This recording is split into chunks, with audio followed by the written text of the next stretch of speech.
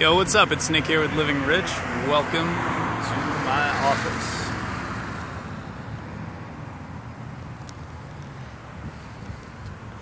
Chilling here in Encinitas, California, right before I go on shift. Gonna take a little minute to go skate. And I wanted to talk today about variables that are hard to control in your life, but are still possible to control. They're like, so what I'm talking about is very imperceptible things that most people, the majority of the people, think they have absolutely no control over. So some examples of this is your state of mind, how enthusiastic you are, how much energy you have for life, your health, your imagination, your courage, your level of happiness. For some people, they don't think they can control if they're going to be on time or not. I mean, just think about that one for a second. That's like really easy to see that how silly it is. Food choices. Some people don't have any control over their food choices. Another really silly one, but people make this excuse all the time. So yeah, that's basically the idea of this. And I'm struggling right now, so I'm trying to find something really concrete of what exactly I'm talking about. The other one is luck. People think they can't control their luck or how things arrange themselves in their life without their direct control. But what I wanted to say is that's a little bit bullshit. That is very bullshit. I think there's a certain point up until which you have no control over it. And maybe that's till you're about 25 or whatever. But what's interesting is like you're given this lot in life, and each year you're given more control over what you do with that said lot. So in order to take advantage of that or do what you want to do with that, you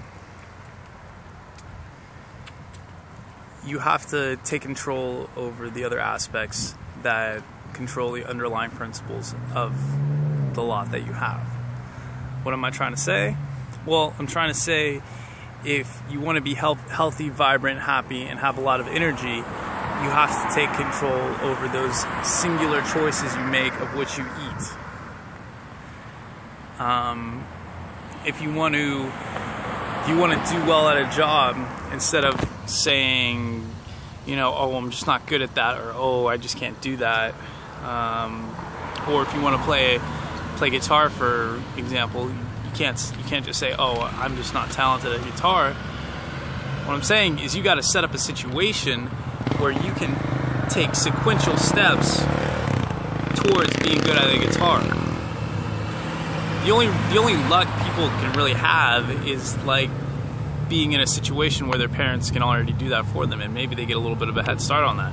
But after that, like each year, you got to realize it's left more and more up to you. The more you know, the more you can control, and the more you become good at modeling yourself just from experience.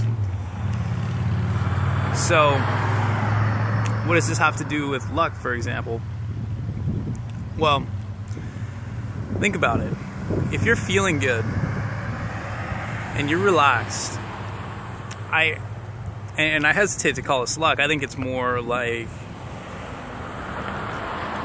state of mind that allows you to be lucky, or allows you to see positive situations no matter what's going on.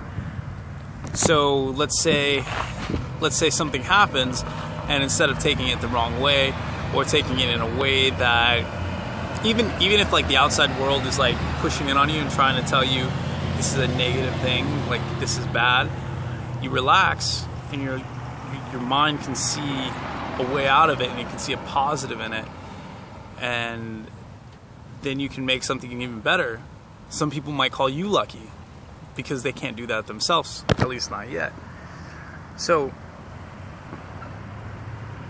I think what I'm trying to say, and bear with me here, this is an idea that I'm kind of just working on here, is that in order to like do really, really big things in your life, you have to learn how to control the underlying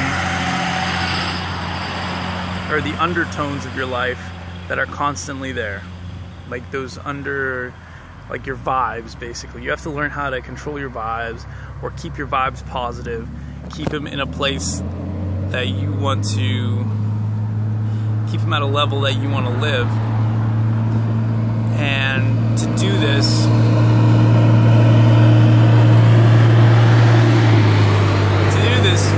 use the levers that you have at your disposal and play with them and see how they work. So the the levers, we have diet, exercise, sleep, positive, emotions, all of those things. And you can kind of feel how, like, once you get in a good state, everything kind of works out, or like that's how it seems, when it's really like you're able to work with everything how it is. So, something to think about for the day. Give you a little mind food. Enjoy your mind feast, and I will go have a skating feast. Good day.